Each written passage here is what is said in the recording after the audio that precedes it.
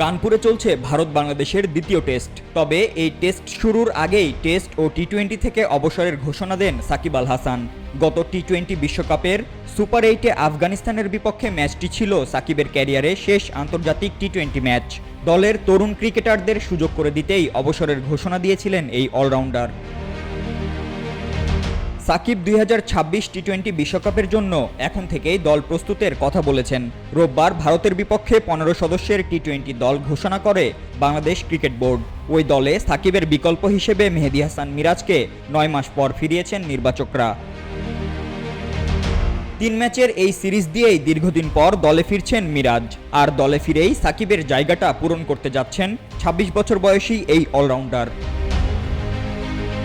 মিরাজকে দলে নেওয়ার বিষয়ে প্রধান নির্বাচক গাজী আশরাফ হোসেন লিপু বলেছেন, সাকিব আল হাসান ঘোষণা দিয়েছেন সে তার শেষ টি-20 ম্যাচটি খেলে ফেলেছে।